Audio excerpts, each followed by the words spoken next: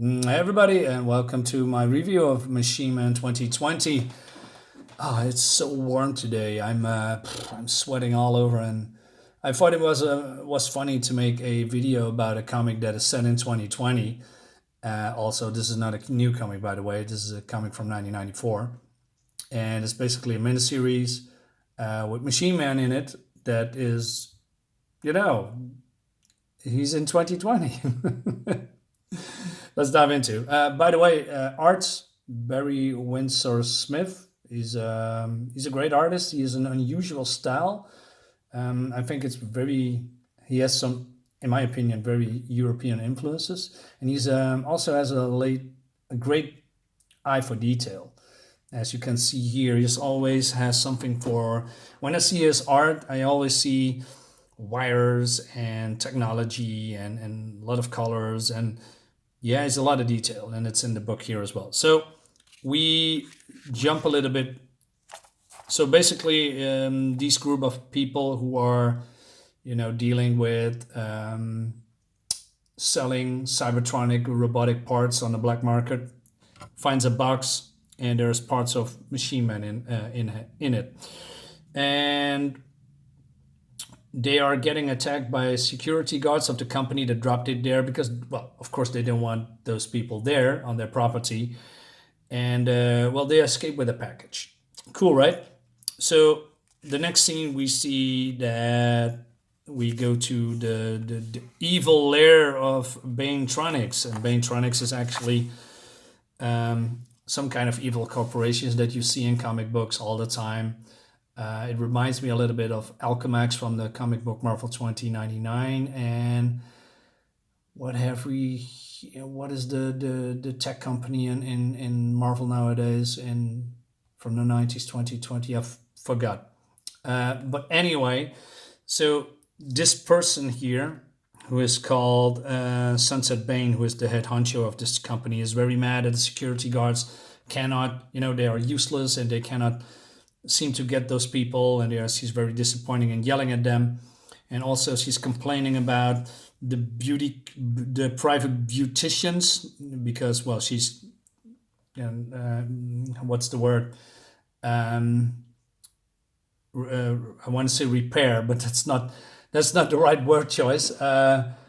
I have operations on herself to make her look younger, and then a voice out of nowhere said, "I'm sure they do their best, but they are. But after all, you are over 70 years old, looking good for a 70-year-old. Absolutely, yeah, amazing." And she's, by the way, an old villain or a baddie of Machine Man, and we see the shadow of this mysterious figure that is talking to her. That's getting revealed later in the book. So we see these people here that took the box, repairing and assembling Machine Man, and we see here, of course, the beautiful detail that I spoke about earlier, and here as well, and a lot of amazing detail. I mean, Barry Winsor Smith is a very unusual artist, and I don't always like his stuff because he has some sometimes weird facial expressions and design choices, but overall he's a good artist, and yeah, I like it. I grow to, you know I like his art, but I don't have much of him, and I don't, cannot find much of him also. Yeah, well, I can find it, but I have to pay a very expensive price to get those books. And, well, I'm not doing that at the moment. A little bit too pricey. Um, anyway, moving on. So then Machine Man talks about the about himself, that he is that he is being made by this guy, and this guy sacrificed his own life to save him. And Aaron Stack, who is basically the name of X-51, also known as Machine Man, uh, has some friends. He has a lover called Jocasta. Jocasta was, for those who remember, the bride of Ultron, who's a villain of the Avengers, and she became an Avenger herself. She's a very cool character. Um, so then, basically, the Bane Corporation founds the heat signatures of these people, and they sending in some robots to deal with them. And The big baddie of this book here is Death Dealer. That's the name of the robot. And actually, Death Dealer is a very well, not funny, but he has a personality that I find strange and amusing at the same time. So forgive me, but I'm gonna drink some water. It's so terrible hot here. Tasty. So Machine Man jumps in to save his rescuers, and then Death Dealer says, "You are far stronger than I calculated. Your strength almost rivals my own." I have a question. Since since when can robots be can since when does robot moan? So the battle continues. The other people are joining in, dealing with the other robots in the house, and then this is a funny shot as well. So, well, not really funny, but I'm gonna explain. So, definitely he shoots missiles, but Machine Man uses his hydraulic legs to avoid damage. But as you can see, the explosion is somewhat here and here. So I asked myself, but if you are exposing your hydraulics, doesn't that get damaged by the explosion? Don't know. It sounds a little bit weird. It seems his aim is a little bit off as well. Um, but we see then Machine Man shooting a modified 357 Magnum, and he shoots bullets at him, and and then Death Dealer says, "I am not impressed." I have a question again. Can robots be impressed by something? And it goes on and on, and Death Dealer keep insulting Machine Man, which is funny. I mean, he's just a robot, and at the end, a Machine Man defeats him by electrocuting him. That's a cool battle. It's funny. It's great, and they are escaping the lair, and we see here Machine Man pondering, and asking himself the question: do I fit in this world? Do I want to? Can I trust those people? So, yeah, good questions, because we don't know these people. Um, so then the reveal of that mysterious figure. I'm going to show it you. Dun dun dun. Hey, it's Jocasta.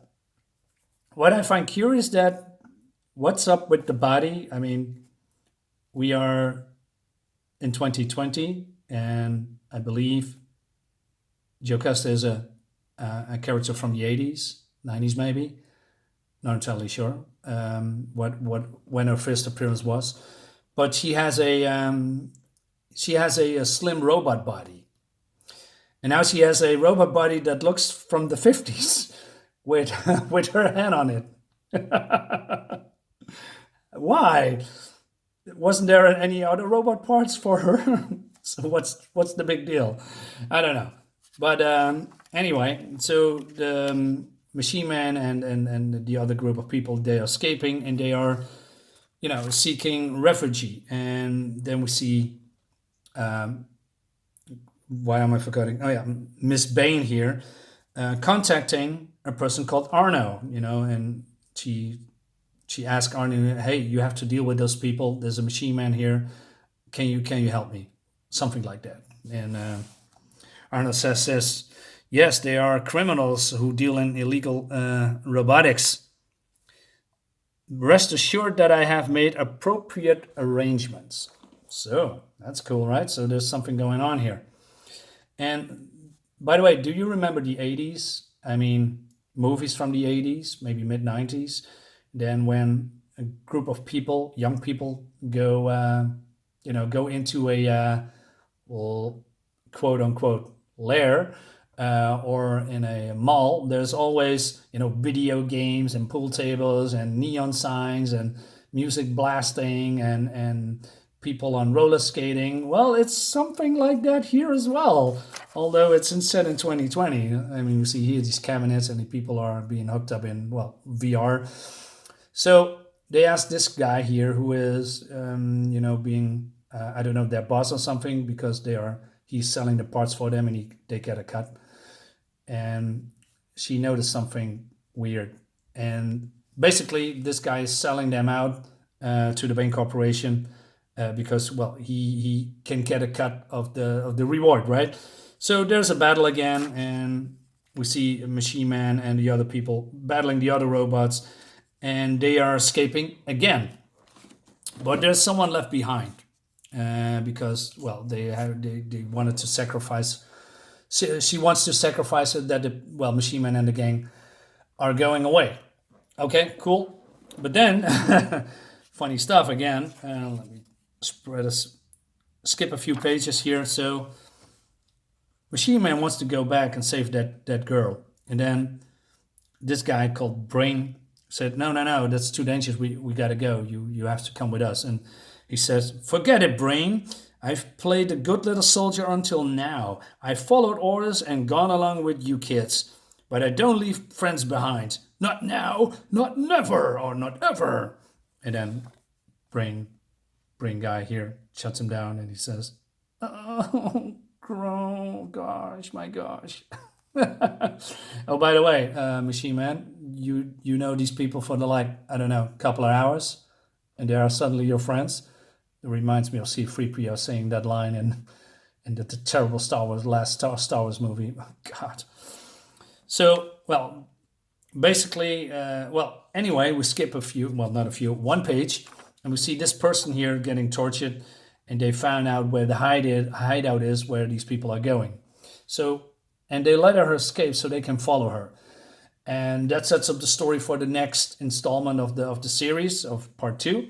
And who we see at the end of the book is who is going to battle Machine Man. Well, it's none other than Iron Man 2020, which has, in my opinion, has one of the most ugliest suits in comic history. I mean, look at those gears, clockwork gears here on the side as well, and with the tacked on, I don't know, breast thingy and that mouthpiece. It's terrible. But hey, that's the follow-up, because Arno is none other than Arno Stark, and he comes from 2020, right? Yeah, fun comic, but not that interesting at all. It's just a throwaway comic. Well, don't throw away comics in real life, but yeah, it's a fun comic, and I love the colors from the cover. By the way, I mean, you don't see this color scheme at all, so I just picked it up because I thought it was fun to look at. And Barry Windsor Smith is, like I said, an unusual art style, but he has some trouble with facial expressions, in my opinion. For instance, can I show this? Where is it? Skip. His facial expressions always have small lips and some kind of sleepy, lazy eyes. I mean, that's how I call it. And we see that when this girl is tortured as well here. Sleepy eyes, etc. But he can always show expression, like here and here. But the standard de facto facial expression is like this here. But hey, that's a nitpick. Overall, nice fun comic, but like I said, nothing special. Anyway, I hope you've enjoyed this video for Machine Man in 2020. Hope you want to subscribe to my channel and like the video and share it if you want. And then I see you next time. Bye.